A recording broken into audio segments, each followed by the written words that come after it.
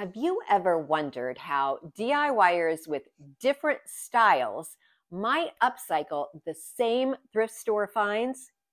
Well, today we are going to find out because I've teamed up with two incredibly creative ladies on YouTube, Julie of Julie's Designs and Signs and Teresa of Our Green Acres. We'll be showing you multiple ways to transform the same 5 common thrift store finds. So get ready for a barrage of inspiration as we each share our own unique upcycling ideas, tips, and tricks. So if you are ready for this thrift flip showdown, let's get started.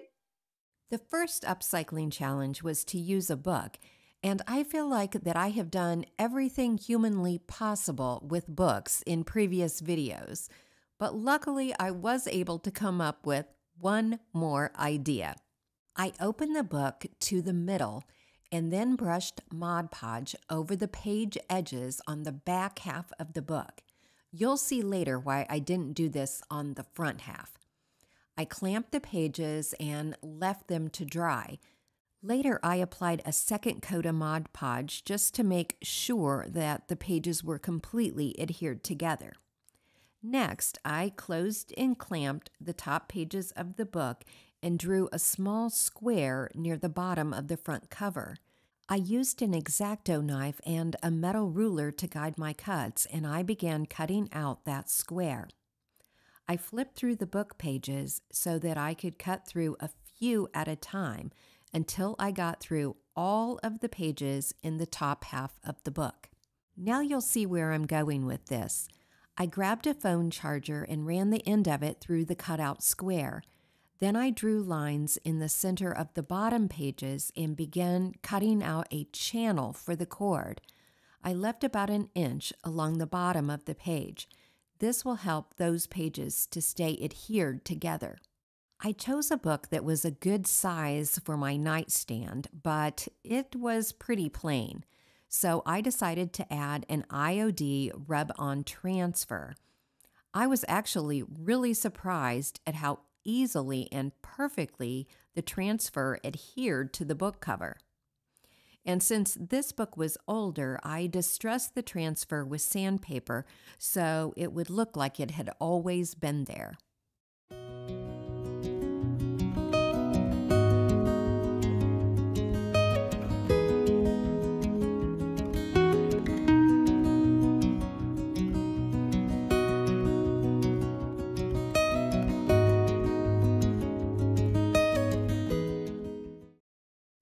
I couldn't decide what to choose for the wood challenge, so I used 3 different wood items.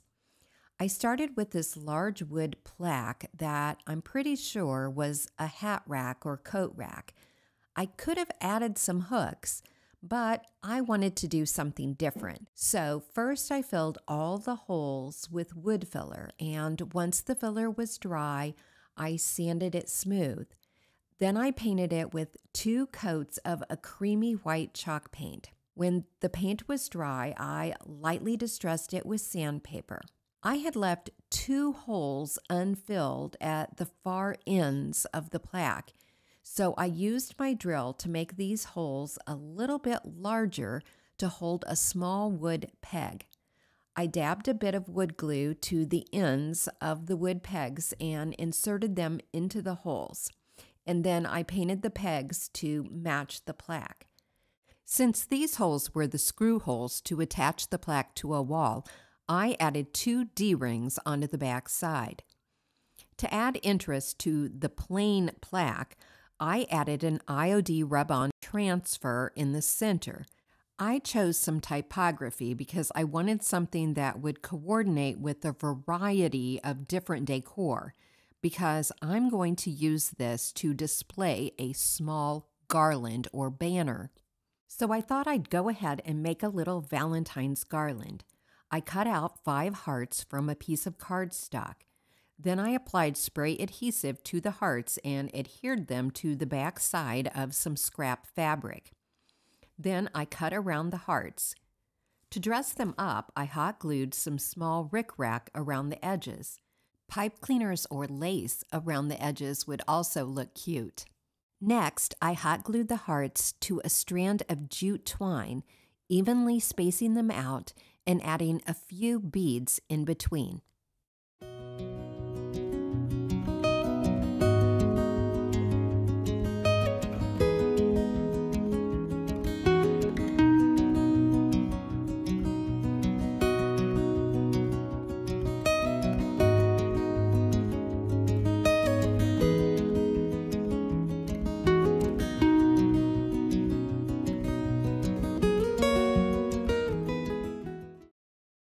I also thrifted this little Christmas stool, and the first thing I did was to sand off that Christmas design.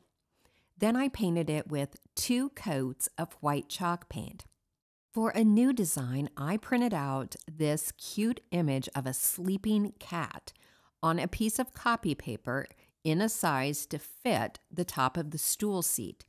I brushed Mod Podge onto the seat and onto the back of the paper. Then I carefully lined up the image and pressed the paper into place using my hands and a soft cloth to smooth out any wrinkles. I trimmed off most of the excess paper and then left it to dry for a few hours. Once it was completely dry, I used sandpaper around the edge to remove the remaining excess paper. Then I applied a top coat of Mod Podge to seal and protect the image. To coordinate with the cat's coloring, I painted the bottom half of the legs with a dark bluish-gray chalk paint called Night Sky. And finally, I lightly distressed the stool legs with sandpaper and then brushed on a coat of clear wax over the entire stool, wiping away the excess with a soft cloth.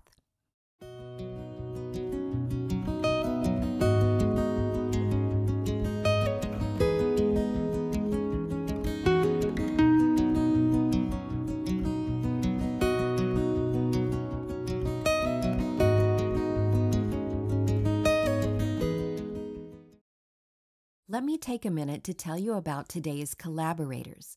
First, Julie of Julie's Designs and Signs is such a creative force. She has a knack for turning reclaimed materials into charming home decor. Her channel is truly a treasure trove of DIY inspiration. Teresa of Our Green Acres is an equally talented DIYer who creates the most elegant cottage and French country decor. Teresa's channel has over 96,000 subscribers. Unfortunately, YouTube doesn't recognize creators until they reach 100,000 subscribers. So when you're done here, please go over and check out Our Green Acres, and let's help Teresa earn that much-deserved YouTube plaque. Next is a different idea for upcycling an old wood picture frame. I had this random small drawer that I thought I would try attaching to a plain oak frame. After removing the glass, I lightly sanded the spot on the frame where I would attach the drawer. This will help the wood glue to create a stronger bond. I let the glue dry for a couple hours and then I painted the frame and the front of the drawer with some black chalk paint to further unite the two pieces.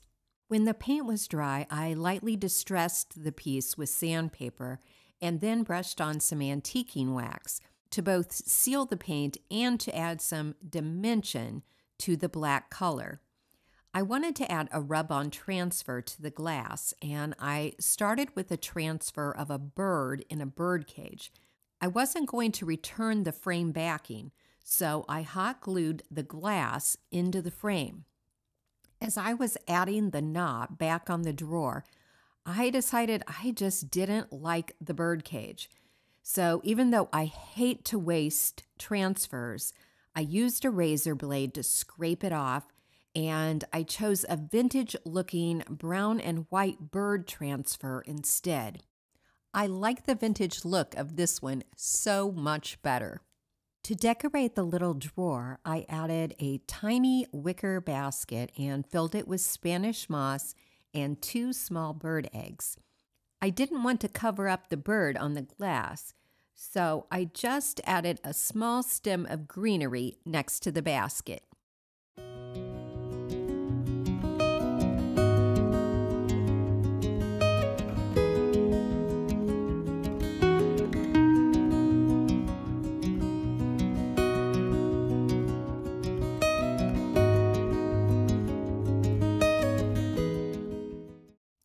Birds are probably my favorite figurine, but rabbits are a very close second, and I wanted to see if I could transform these rather brown and blah ceramic rabbits. To create a uniform background color, I spray painted both rabbits black, and when the paint was dry, I began brushing on gold leaf adhesive, making sure that I didn't miss any spots. I waited about 30 minutes. The adhesive turns from milky white to clear when it's dry.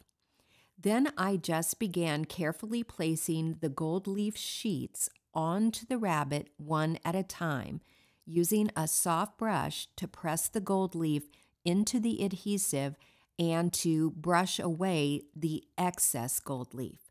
Once the rabbit was completely covered, I brushed on some watered-down antiquing wax, wiping away most of it. The wax helps to tone down that overly bright and brassy gold leaf appearance, and it also provides a protective coat.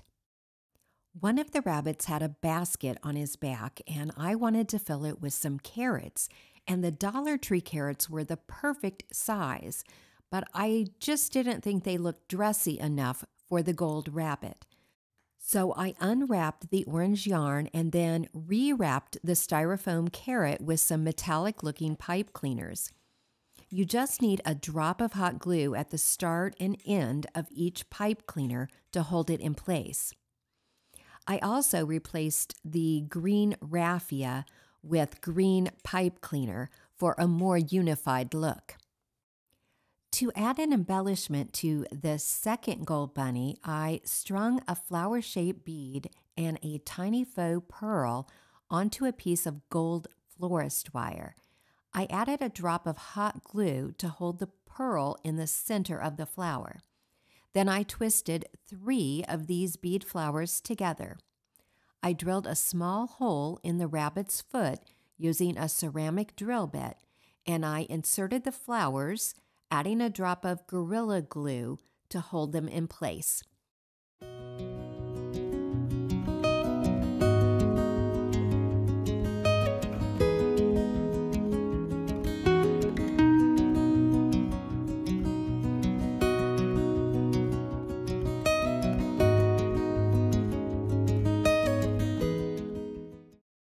For the vase challenge, I thrifted this pretty green vase and this rabbit for only $3. First, I spray painted the rabbit white. Then, to join the 2 items together, I decided to use an epoxy glue, which will hold up perfectly well even when the vase is filled with water. You just need to mix the 2 adhesives together, and then you have about 5 minutes to work before it sets up. I found an empty glass jar that was about the same height as the vase, and I spray painted the lid white. Then I applied the epoxy to the bottom of the jar and inserted it into the center of the vase. Next, I applied the epoxy to the jar lid and centered the ceramic rabbit on top. Once the epoxy is dry, you can add real or fake flowers. You can also unscrew the lid to remove the rabbit and use the vase by itself.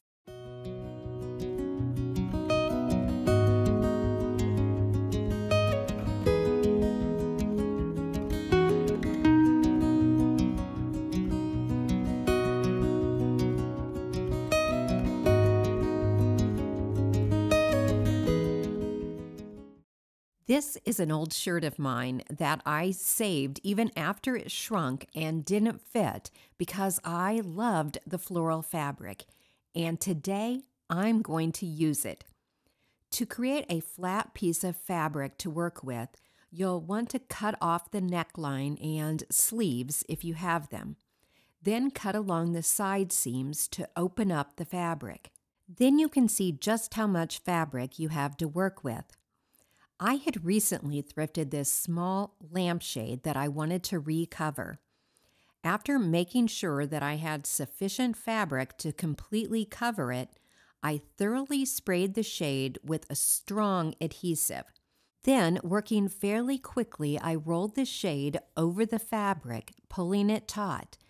Then I sat the shade upright and trimmed away most of the excess fabric along the top and bottom of the shade. Next, I trimmed the ends of the fabric, applied some spray adhesive, folded one of the ends over to the inside, and pressed it in place. Then I trimmed the top and bottom edges again, this time cutting the fabric even with the shade. The adhesive wasn't holding the folded fabric, so I re-glued it using a thin line of hot glue. To finish off the edges, I hot glued some black trim along the top and bottom of the shade. If you saw Spencer and Madison's living room makeover, this is the trim off the stool that I recovered. Now all I needed was the perfect lamp for this pretty lampshade, and I was able to thrift one for only $1.89. Love these two together.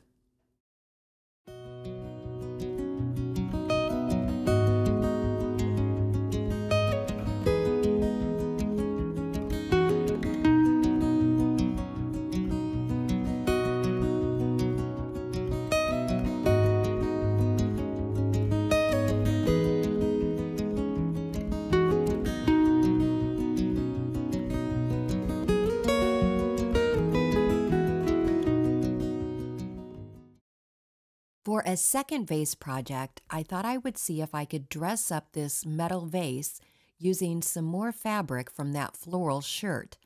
This time, I cut out several of the flower designs. Since the vase was black, I left a bit of the black fabric border around the flowers. To adhere them, I brushed Mod Podge onto the vase and onto the back of the fabric flowers, and then placed the flowers onto the vase, smoothing them out and brushing on a top coat of Mod Podge. When the Mod Podge was dry, it just looked like fabric flowers glued to a vase. So I started experimenting with some wax. First, I brushed on some watered-down antiquing wax, wiping away most of it.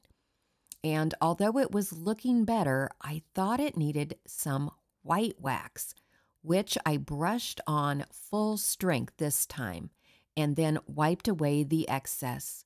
Colored wax is a magic elixir. Now the flowers look like part of the original vase design.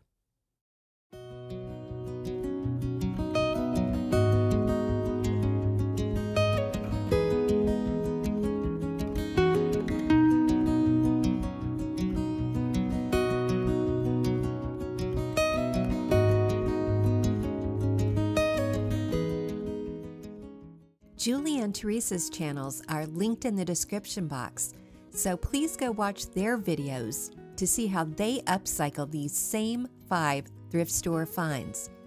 This is actually our second Thrift Flip Showdown, so here's the first one if you'd like to check that one out too.